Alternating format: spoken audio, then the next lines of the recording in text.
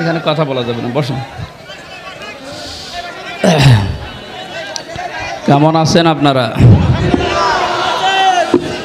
আউযু বিল্লাহি মিনাশ শাইতানির রাজিম। বিসমিল্লাহির রহমানির রহিম।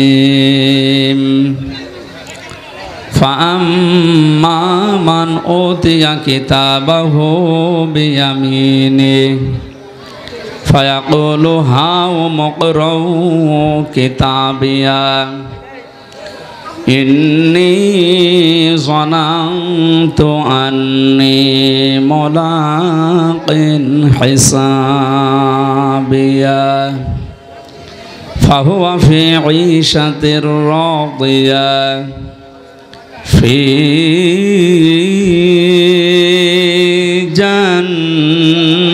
জান্নাতিন আলিয়া। সাদাকতা ইয়া রব্বানা। আল্লাহুম্মা সাল্লি আলা মুহাম্মাদ ওয়া আলিহি ওয়া আসহাবিহি ওয়া বারিক ওয়া সাল্লিম। আলহামদুলিল্লাহ, বিশ্বনন্দিত মুফাসসিরে কোরআন শহীদ আল্লামা দেলাওয়ার হোসাইন সাইদি রহমতুল্লাহ আলাইহে প্রথম মৃত্যুবার্ষিকী উপলক্ষে এবং বাংলাদেশের দ্বিতীয় স্বাধীনতা অর্জন করার জন্য যারা জীবন দিলেন, শহীদ আবু সাইদ, শহীদ মুগ্ধ ভাই, শহীদ আবু রায়হান সহ নাম না জানা হাজারো শহীদদের মাগফিরাত কামনায় আজকের এই দোয়া মাহফিলের সম্মানিত উপস্থিতি, আল্লাহকে ধন্যবাদ জানাচ্ছি যিনি আমাদেরকে পরাধীনতার জীবন থেকে স্বাধীন হওয়ার তৌফিক দিয়েছেন। আলহামদুলিল্লাহ। এই কথা বলা যাবে না, আমরা সব অল্প সময় পাবো তো, 10-15 মিনিট। আমার রাতে মাহফিল আছে এশার পরে, আজকে মহেশপুর ডাকাতিয়া ময়দানে, ডাকাতিয়া যাবেন, ওখানে এশার পরে উঠবো ইনশাল্লাহ। তাফসিরুল কোরআন মাহফিলে যে তেলাওয়াতকৃত আয়াতগুলো, এগুলো সব তাফসির আকারে ওখানে কথা বলা হবে। আমি 10-15 মিনিটে খুব বেশি কথা বলা যাবে না, ওখানে 1-1.5 ঘন্টা সময় পাওয়া যাবে, ওখানে যাবেন। এখানে শুধু দোয়া করার জন্য এসেছি শহীদদের।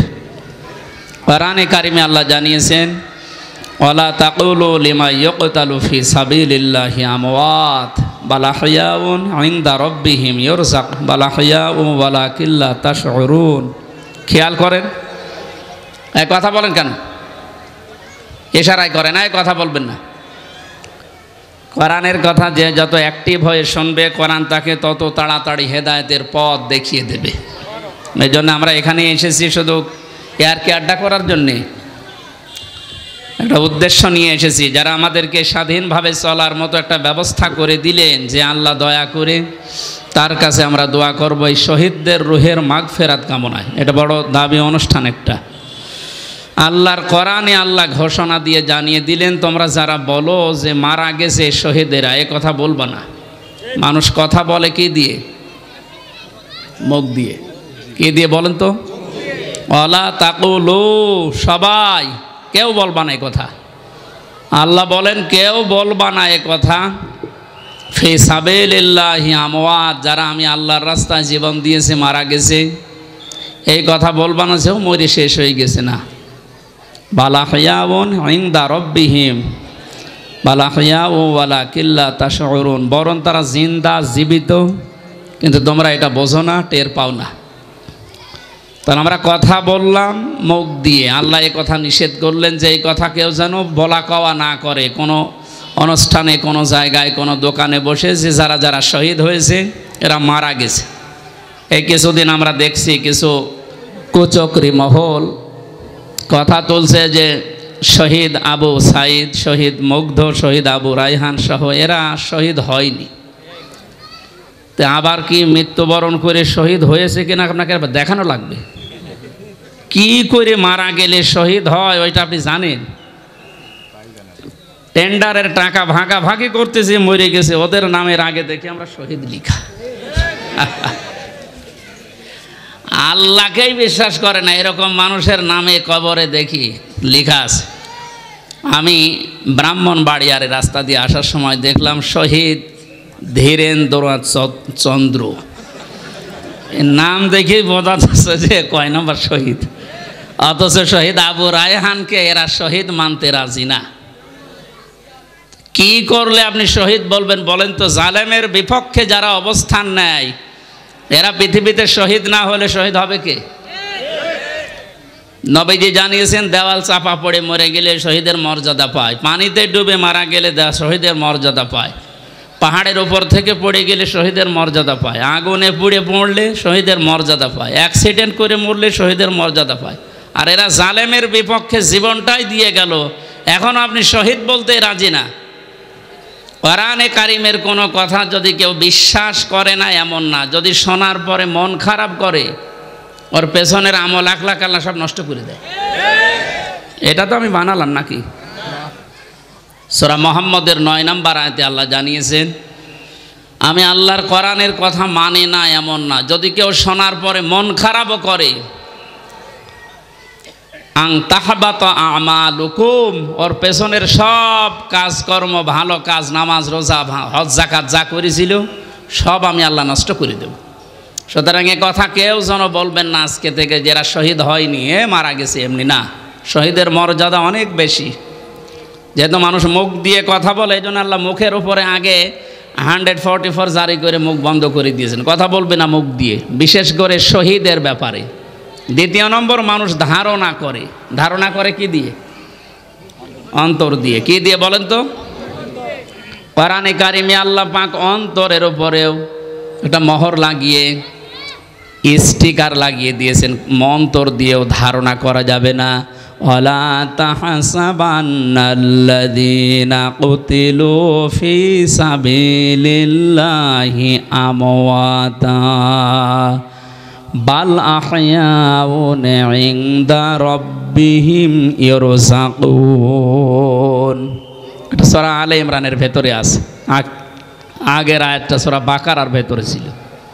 আল্লাহ তাআলা বলেন ধারণাও করবে না অন্তর দিয়ে। যারা আমি আল্লাহর জন্য জীবন দিয়েছে ওরা মারা গেছে, ধারণাও করা যাবে না।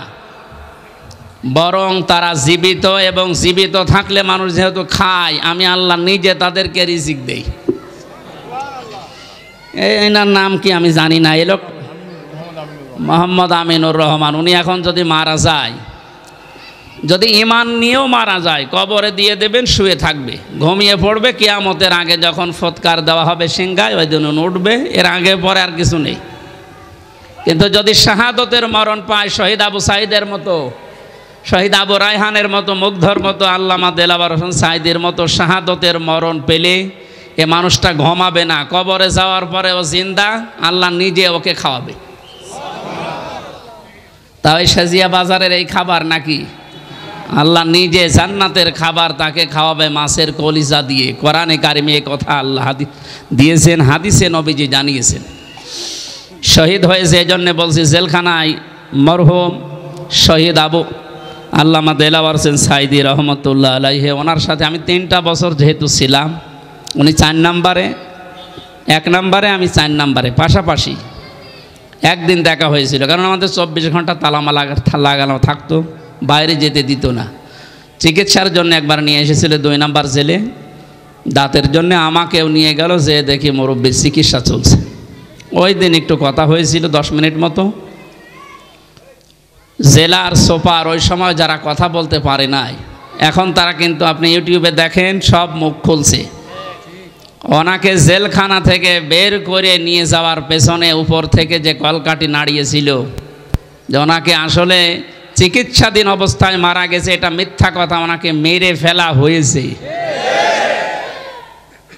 সেই জেলার সেই সুপারের আত্মীয় স্বজন এখন মুখ খুলতে আরম্ভ করেছে। এখন আর তো কোনো ভয় নেই, সব সত্য এখন প্রকাশ পাচ্ছে।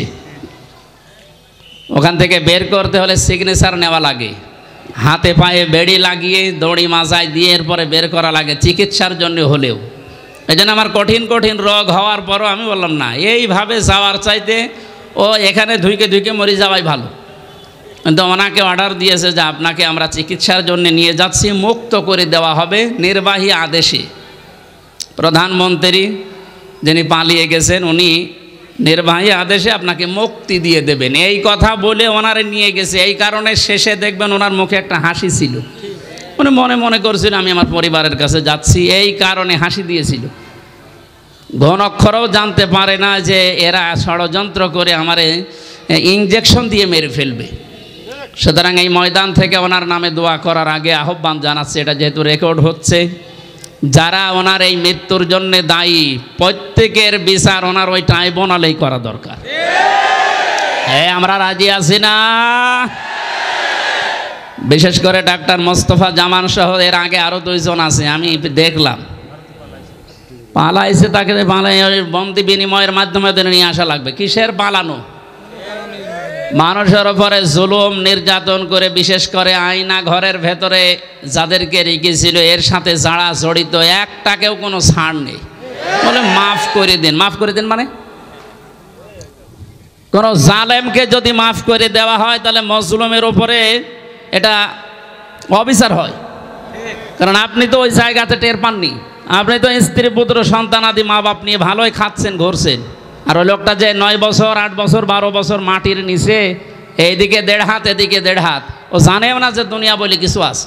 আজকে যে কি বার আমি জানি না, এখন যে কোন নামাজ তাও জানি না, আন্দাজে নামাজ পড়তাম মাটির নিচে। আমারও তো 10 দিন রেখেছিল কঠিন অবস্থায় নিয়ে, এরপরও যে জেলে দিলে মনে করলাম জেলখানা, শুনলাম যে ভালো জায়গা, মানে এমনিতে চড়াফেরা করা যায়, অথচ 24 ঘন্টা আমার তালা লাগিয়ে রাখত। যে মামলা দিয়েছে তো মূল্য চুরি করলেও অতদিন রাখা যায় না, মূল্য চুরি করলে মাত্র 3 মাস, আর আমার 3 বছরে জামিন তো দেয়নি।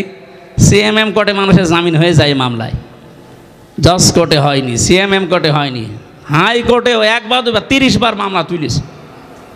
যারা এই টপ টু বটন এই জুলুমের সাথে জড়িত, আমার মতো হাজারো ভিকটিম এই দেশে, একটাকেও কেউ যেন মাফ না করেন, কোনো মাফ নেই। কারণ এদের মাফ আল্লাহ করবে না। ইন্নামাস সাবিলু আলাল্লাযিনা ইয়াজলিমুনান নাস, সূরা শূরা 25 নম্বর পারা 6 নম্বর পৃষ্ঠা 13 নম্বর লাইনের 42 নম্বর আয়াত। যত তাফসির আছে পৃথিবীতে সব মুফাসসির লিখেছেন আল্লাহ নিজে মামলা দেবে জালেমদের বিরুদ্ধে। যারা আল্লাহর মামলার আসামি, ওদেরকে আপনি বাঁচাতে চান মানে কোনো ক্ষমা নেই এদের।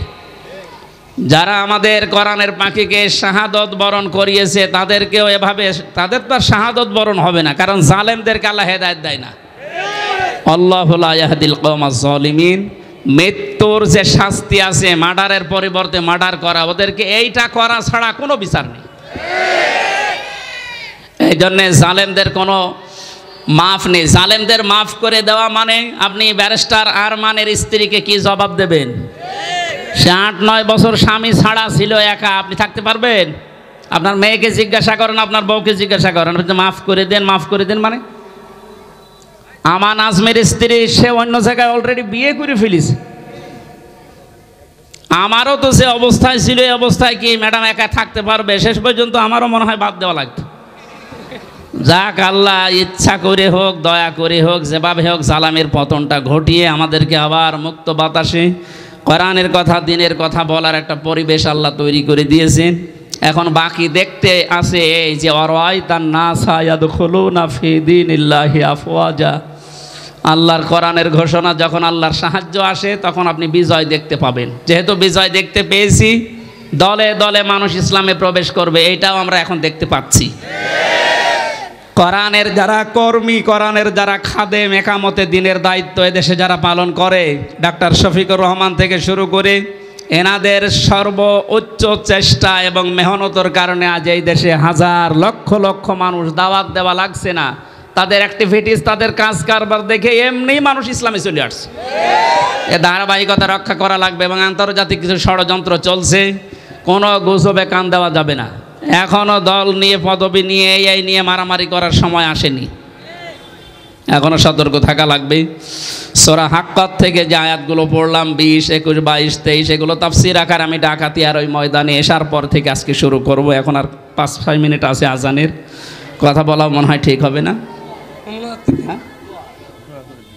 এখানে হবে না। এই মানুষের, আমি জেলখানায় থাকতে যে বইগুলো লিখেছিলাম এখানে হবে না, ডাকাতিয়ার ময়দানে ওখানে ওই গাড়িতে আছে কয়েকটা, এখানে না নিয়ে এখানে গ্যাঞ্জাম হবে।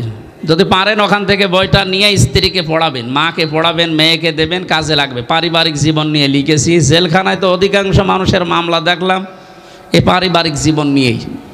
ওই দিকে লক্ষ্য করে লিখেছিলাম, ওই যে গাড়ি আছে, ড্রাইভার আছে, ওনাদের কাছে নিয়ে যাবেন, যাওয়ার সময় কাজে লাগবে।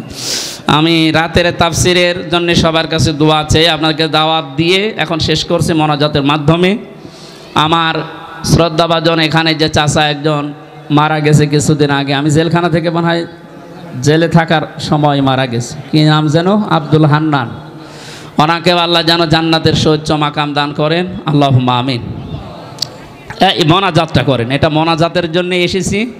আর দোয়া ও মক্খল এবাদা, দোয়া এবাদতের মগজ। বসেন, মোনাজাতটা করে এরপরে নেন, মাথা নিচু করেন, চক্ষু বন্ধ করেন। শহীদদের জন্য মন থেকে দোয়া করছি। রব্বানা যালামনা আনফুসানা ওয়া ইল্লাম তাগফির লানা ওয়া তারহামনা লানাকুনান্না মিনাল খাসিরিন। রব্বুল আলামিন, স্বাধীনতা পরাধীনতা কি আমরা টের পেয়েছি। পরাধীন জীবন থেকে স্বাধীন মুক্ত জীবন আমাদেরকে তুমি দিয়েছো। শুকরিয়া আদায় করে তোমার দরবারে আমরা সেজদাও দিয়েছি। যারা এই স্বাধীনতার ভোগ স্বাদ ভোগ করার জন্য জীবন পর্যন্ত দিয়ে গেল, তুমি তাদেরকে মৃত বলতে নিষেধ করেছো, ধারণা করতেও নিষেধ করেছো। আমরা বিশ্বাসও করি, আমরা মুখেও বলছি, আমরা ঈমান থেকেই স্বীকার করছি তারা শাহাদতের মরণ পেয়েছে। শাহাদত হলে যা দেওয়ার ঘোষণা তোমার, তাদেরকে তুমি তাই দিয়ে দাও। দীর্ঘ 50টা বছর কোরআনে কারিম সারা বিশ্বে যিনি পৌঁছিয়ে দিয়েছেন এই মধুর বাণী, শহীদ আল্লামা দেলাওয়ার হোসেন সাইদি রহমতুল্লাহ আলাইহে, আল্লাহ তার কবরটা তুমি জান্নাত বানিয়ে দাও। আল্লাহ তাআলা এই দেশের যত যুবক ছাত্র ছাত্রী ভাই বোনেরা জীবন দিয়ে আল্লাহ আমাদের দেশটাকে দ্বিতীয়বার স্বাধীন করে দিয়ে গেল, শহীদ আবু সাইদ, মুগ্ধ ভাই, আবু রায়হান সহ প্রত্যেককেই কবরে জান্নাত দিয়ে দাও। সূরা হাক্কাত থেকে পড়েছিলাম তাফসীর করার জন্য, কিন্তু সময় এখন আমাদের হাতে নেই। আল্লাহ তাআলা এই আয়াতগুলো আমরা রাত্রে আলোচনা করব বলে সাহায্য চাচ্ছি। সূরা হাক্কাতের এই ইন্নী যানানতু আন্নী মুলাকিন হিসাবিয়া এর বাস্তব কিছু কোরআনের কথা তোমার বান্দা বান্দীদের সামনে তুলে ধরার তৌফিক আমাকে দিও। এই অনুষ্ঠানটার আয়োজন করতে গিয়ে তোমার যে বান্দারা শ্রম দিয়েছে, কাজী সাহেব সহ প্রত্যেকের জীবনের অপরাধগুলো মাফ করে দাও। আল্লাহ শ্রদ্ধাভাজন আঙ্কেল জালাল উদ্দিন সহ যত মানুষ এখানে আমিন আমিন করছি, জীবনের অপরাধগুলো শুধু মাফ করে না, ওই জায়গাটা তুমি নেকি দিয়ে পাল্টিয়ে দাও। আল্লাহ তাআলা মহেশপুর, কোটসদপুর, ঝিনাইদহ এগুলো কোরআনের জন্য ময়দান, এই ময়দানগুলো তুমি উর্বর করে দাও। বাংলাদেশের এই 53টা বছর বহু মানুষ তো চালিয়েছে। মানুষের আইন দিয়ে চললে কেমন লাগে আমরা দেখতে পেয়েছি, শুনতেও পেয়েছি। এখন শুধু বাকি আছে কোরআনের আইন দিয়ে দেশ চললে কেমন দেখা যায়। আল্লাহ এটা দেখে মরার তৌফিক দাও। রব্বুল আলামিন, 3টা বছর আমার জীবন থেকে যারা ঝরিয়ে দিল, কেড়ে নিল, নষ্ট করে দিল, এই মানুষগুলোকে তুমি তো হেদায়েত দেবে না, কারণ তুমি জালেমদেরকে হেদায়েত দেবে না, এই কথা কোরআনে দিয়েছো। আল্লাহু লা ইয়াহদিল কওমাজ জালিমিন, ওই জালেমদের যা হিসাব তুমি দুনিয়ায় মিটিয়ে দাও। এলাকায় মাটির নিচে যত মানুষ কবরে আছে, কবরগুলো জান্নাত বানিয়ে দাও। আল্লাহ তাআলা আমার সাথে যারা এসেছে, মাওলানা হুসাইন আহমেদ সহ যত আলেম ওলামা প্রত্যেককেই মঞ্জুর করো, কবুল করো। আল্লাহ তাআলা এলাকায় কোরআনের দাওয়াত নিয়ে আসবই মনস্থ করেছি, আমাদের খালেস নিয়ে ইখলাসকে তুমি কবুল করে নাও। বারাকাল্লাহু লানা ওয়া লাকুম ফিল কোরআনিল আযীম। যখন এই মরণ আসবে, তোমার ওই কালেমাটা আমাদেরকে দিও, লা ইলাহা ইল্লাল্লাহু মুহাম্মাদুর রাসূলুল্লাহ। আসসালামু আলাইকুম। রাতে ডাকাতিয়া এশার পরে উঠবো ইনশাআল্লাহ, রাত বেশি করা যাবে না। যাদের সময় আছে ওখানে যাবেন। আমরা সূরা হাক্কাতের ওই আয়াতগুলো তাফসীর করব।